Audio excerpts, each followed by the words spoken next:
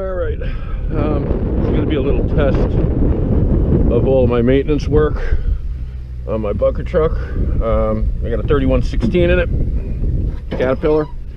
I just did a ton of little tiny maintenance things on it.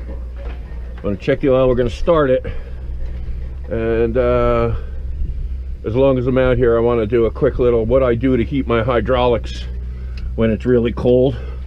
Last night it was 8 degrees here Fahrenheit. For those of you who aren't familiar with the conversions, 0 degrees Celsius is 32 degrees Fahrenheit, so we are well below freezing. 32 degrees Celsius is freezing, 32 degrees Fahrenheit is freezing, 0 degrees Celsius is freezing. And on a fun note, Celsius and Fahrenheit are the same temperature at negative 40 below zero. Anyway, I did not plug the truck in. That's what this test is all about. I just redid a lot of wiring and connections and things like that. You know, it's just an old truck. I've had it for a lot of years. I mean, she is in great shape, but you know, so you got to keep up on that kind of maintenance. And I want to see how we do starting without plugging her in when it gets really cold. Hopefully you can see that right there. You getting that? I have an intake heater on this truck, so that goes on when the ignition goes on. Try and set this up better. That's pretty good, I think. That goes on when the ignition goes on, and it heats up the intake. And like I said, the truck wasn't plugged in. I'm almost done with the some long overdue maintenance. One of them is obviously this, but it held up pretty good. And this old General Motors truck, I gotta get the clips that hold this in are broken, and that impacts the hinge on that. But anyway, the point is we're gonna see how we do starting her up in the frosty cold, well below freezing weather without being plugged in. So I'm gonna give my intake heater 3 times around. I'll depress the clutch, and we'll see if we can't get her started. You know, just so you know, I already did everything. I think I didn't turn the camera on until I was changing the oil. I did my walk around, and I have a tendency to do that before I even get to start the vehicle.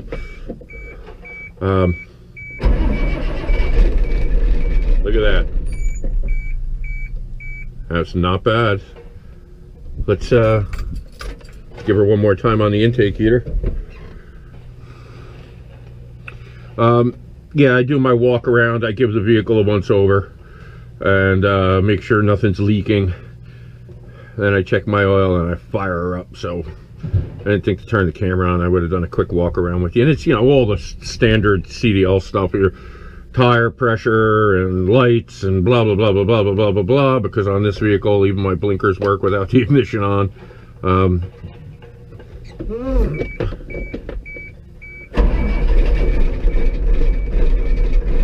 That is not too shabby. My oil pressure's up.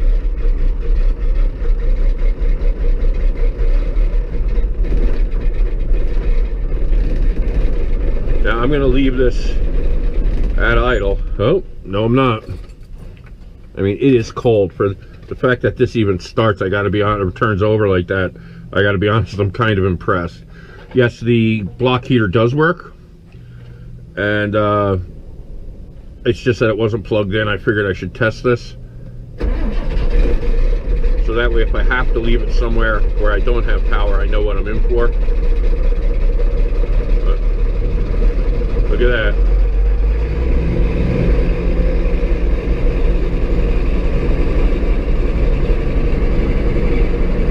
There we go. Yeah, this, you know it's cold when you're doing that, right?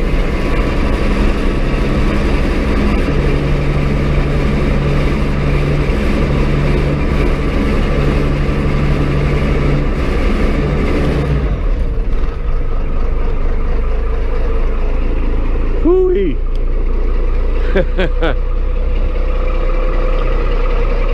Yeah. Yeah. Is the camera catching that? puffing away. One of the things I wanted to take a quick look at and talk about here, as long as it's real cold, is cavitating a hydraulic pump, and how to hopefully prevent that.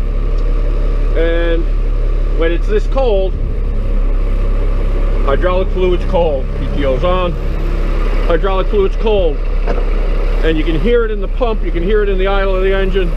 Now this is at idle, and she's whining just a little bit. And the reason you don't want to cavitate your pump, if you own a chipper with hydraulic feed wheels, you ever read the directions to it, you know this. Log splitters, same thing.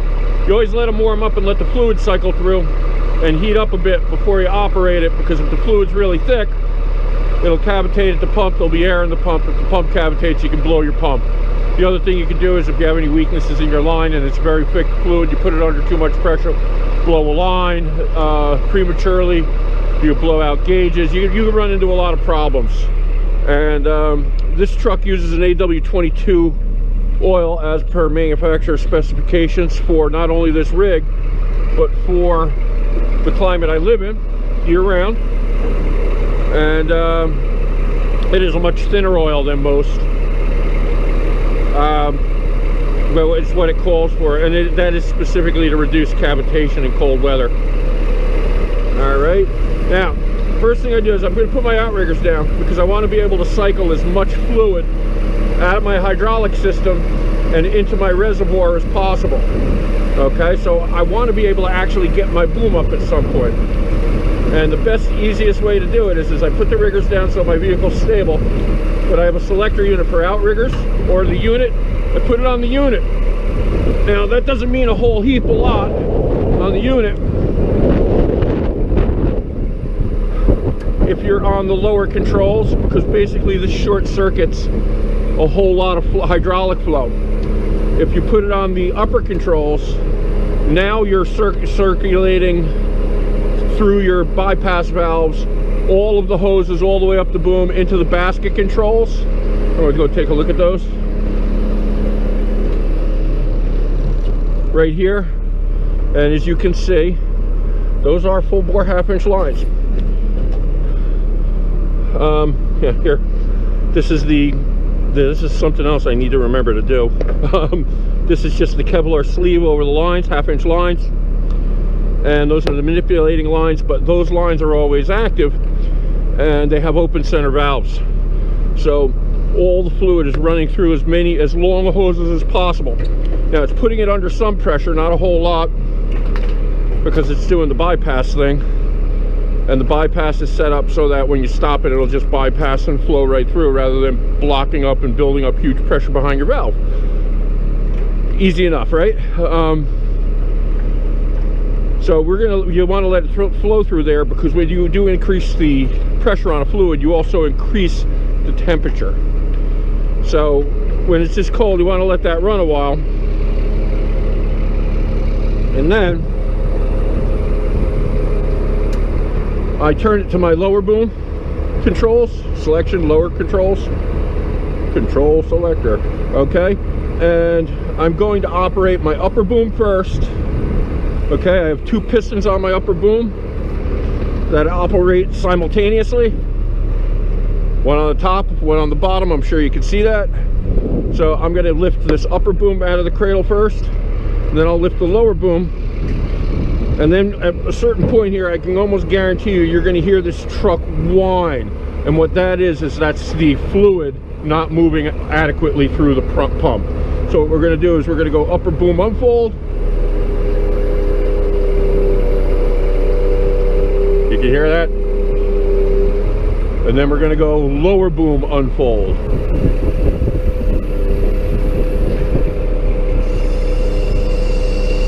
Okay, you hear the hissing, everything sounds okay now, it's not too loud. You're going to hear it's going to go like rah, rah, rah, rah, rah, rah.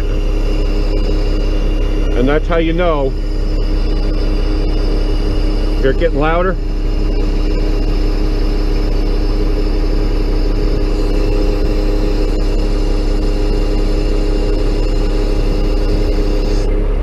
Okay.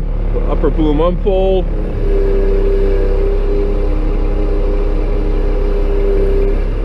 And lower boom unfold.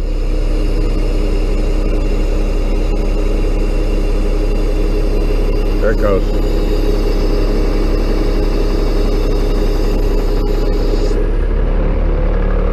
You hear it chirping? Ticking?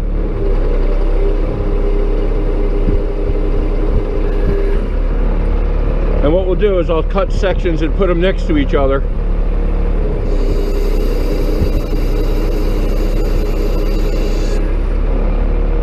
So that you can hear how it sounds before and after chirping.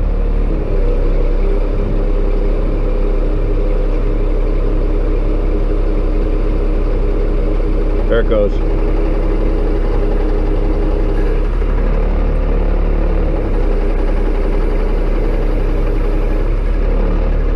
And you can hear the ticking. Okay, now what I'm going to do is I'm going to let this sit for a while, and that's going to heat up all of the cold fluid that was pushed out of here. Everything's going through the, here, I put it on the upper boom to extend how far it goes. It's going to heat up the fluid a bit, and then when I come back to the controls, I'll turn the camera off for a little bit. When I come back to the controls, maybe I won't, I'm going to finish up on freezing. We're going to pack it away, but it'll heat up the fluid. Anyway, bottom line, it'll heat up the fluid. You manipulate it a little bit, you let it sit, you manipulate it a little bit, you let it sit. You want to do this before you get in the boom, because God forbid you get in there and you blow something. Now you got just one more problem on top of everything. If you can heat it up first, warm up the whole system, why not, right? All right, so we are going to bring this beastie down.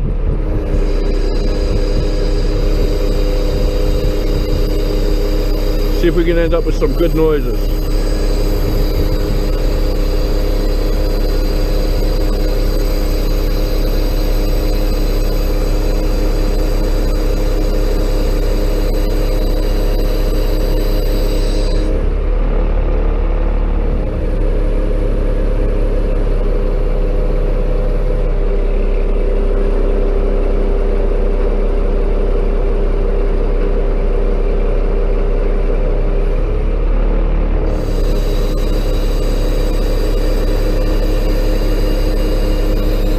Anyway, you do that for about 10 or 15 minutes and it'll go a long way. Once you start operating the boom in regular motions, it really gets the fluid warmer. I mean, in the winter, you'll see a lot of guys putting, in particular on chippers, you'll see guys putting their hands on the starter, on the stator motors, the feed wheel motors, in order to get their hands warm. But in a nutshell, manual manipulation helps. Listen to your boom and try not to blow anything. Try not to do anything stupid like get in the boom and just operate full out. In particular, booms that have throttle up units on them, idle adjust units, you know, where it idles the boom up every time you manipulate the boom. And what you don't want to do is you don't want to get in there, operate it like a madman, and then end up stuck in the boom. It's just one more layer of problems that you don't want. So hopefully this helps somebody avoid that. You got any tips for heating up the hydraulics in a unit like this? Please let me know. I'd love to know if there's a better way for me to do it.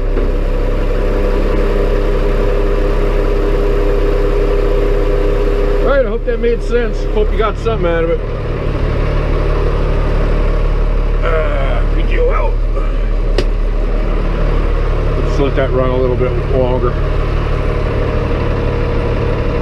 Screw it, we'll shut her down. That's it. Have a great day. Thanks for watching.